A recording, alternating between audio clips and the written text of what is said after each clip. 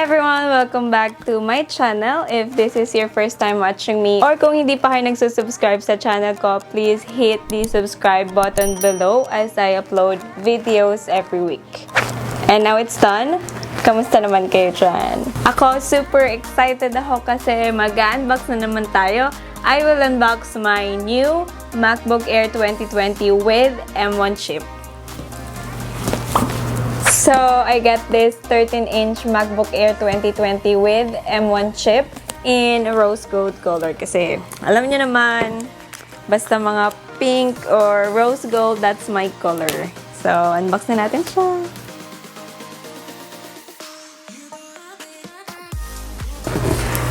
Tada! Oh my God! Pangarap ko lang magkamero nito dati. And sobrang ganda ng color niya. Hindi naman halatang gusto ko yung pink, diba? Hindi halatang gustong-gusto ko yung pink. So, nas you open the box, ito, yung makikita nyo agad, itong MacBook Air. And, meron siyang kasamang manuals, cord, and yung adapter. Oh, ang ganda ng sticker niya. Rose gold din. Medyo madami-dami nang nakokollect ang sticker. Kasi dito tayo magpo-focus. Okay, MacBook Air 2020 with the M1 chip.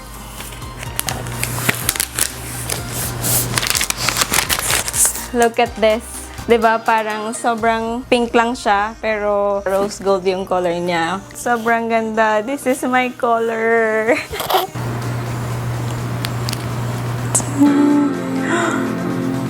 Eh, ulit. May sounds.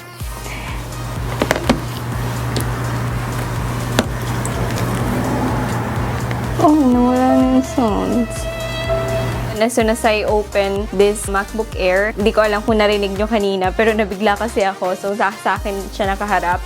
Hindi ko alam kung narinig nyo, pero meron siyang sounds, parang pero hindi ganun yung sounds.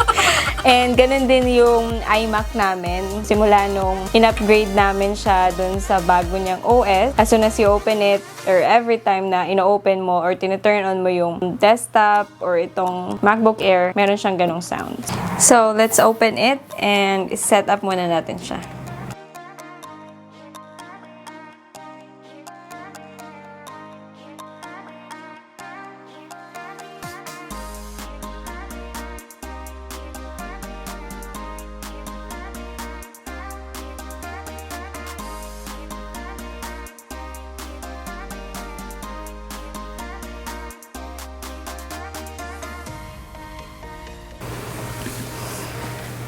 Hey Siri.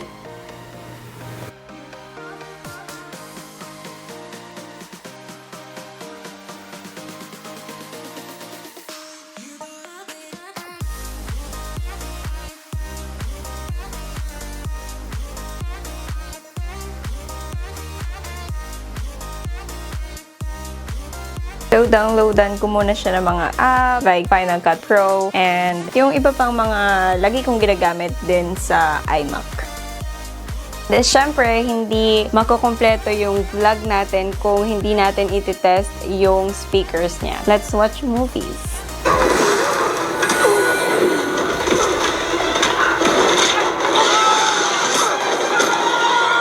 Ito yung maximum volume niya.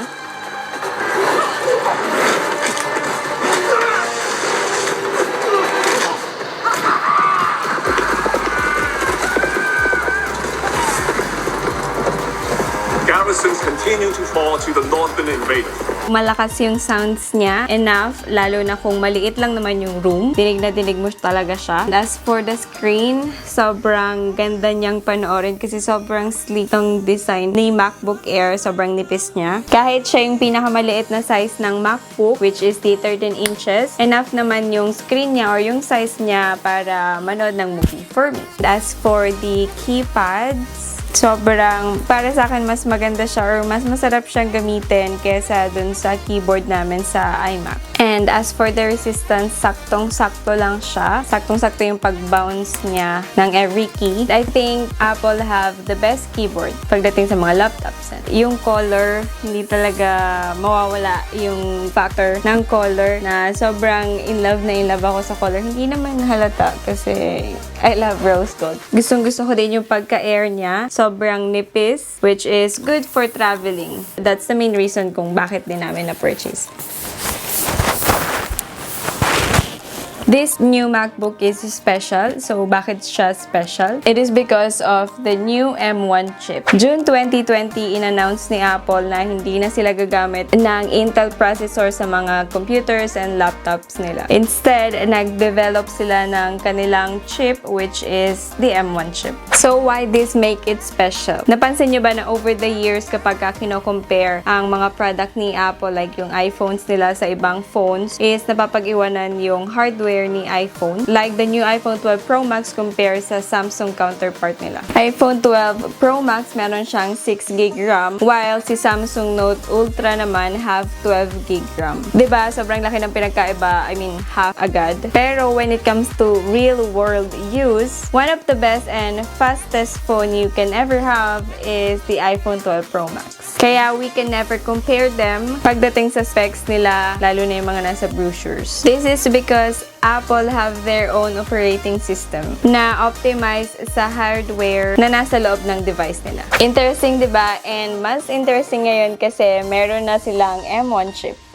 And isa pang kagandahan sa M1 chip is over time or soon, yung mga applications sa iPhones and iPads natin, pwede na rin siya sa mga MacBook and iMac. Kagaya ngayon, kanina nung gusto kong manood ng movie or para ipakita sa inyo, instead na diretso na ako sa application ng Netflix or Disney, kailangan ko pang pumunta sa website nila para lang makapanood. Pero once na nag-develop si Netflix or si Disney na application for M1 chip, pwede na siyang i-download sa iMac and MacBooks. Now, the question is, kaya ng MacBook Air ang mga ginagawa ko sa iMac desktop ko na may Intel processor at dedicated graphics card. This includes editing videos and pictures. So, ginamit ko na yung bago kong MacBook Air para mag-edit ng vlog. Ito yung vlog na to. And surprisingly, mas natuwa ako kesa sa pag-e-edit or mas nadalian ako sa pag-e-edit kesa sa desktop. And when it comes to performance, hindi siya nag-i-skip, hindi siya naglalag. Sobrang sarap gamitin ng keyboard niya and yung trackpad niya. Kaya mas lalo akong nadalian sa pag-e-edit. Ilang hours ko lang din siyang nagawa. Given na sobrang compact ni MacBook Air and siya yung pinakamura na product or na laptop ni Apple, yung price niya is $54,990 compared dito sa iMac namin almost 130,000 pero comparable yung performance niya.